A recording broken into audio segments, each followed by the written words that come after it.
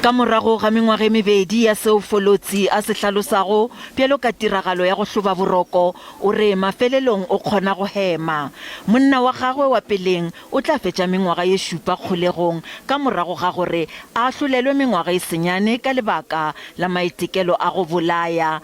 Mengwaga e mebedi ya yona e fegilwe. Folotsi o ile a hlabjwa makga a 15 gomme Ratselane a mo tlogela gona moo tiragalong ya go šiša ka kgwedi ya February 2021.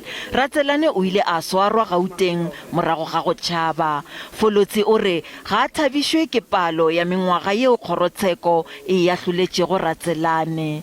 Nnete ya taba fela ke hore ha ke a thaba ke kahlolo eo moqosi wa a e fumaneng ke tsalong ena ho hopola taba ya hore ke motho e leng hore ke ne ke tshepile hore ke yena ya lokelang hore a nsireletse a protect bophelong ba ka empa qetellong ke yena e leng a leka hore a tle a seke a bosireletsa. Folotsi o hlohleletša basadi go bolela kgahlanong le diphišamare tša dintwa tša bong. O re go bolela go tla thuša ba lefapha la molao go šogana le leuba le. O re o amogela sephetho se le ge a na le dipelaelo.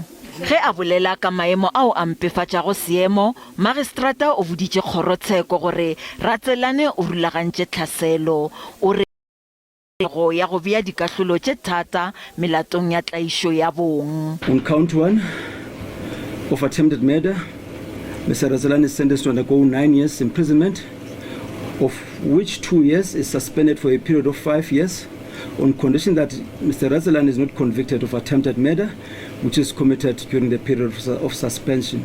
Ba lekala la botšhotšhisi bja bosetšhaba ba re ba be ba letile kahlolo e thata. Ne re batla kotlo e batlang e le maatla ho feta e le hore magistrata o fanne ka yona, empa re tla e amohela ka baka la hore ka mora dilemo tse 2 nyeweng tse tsa makgotla re tshepa hore kotlo e o fannweng ka yona e tla romela molaetsa.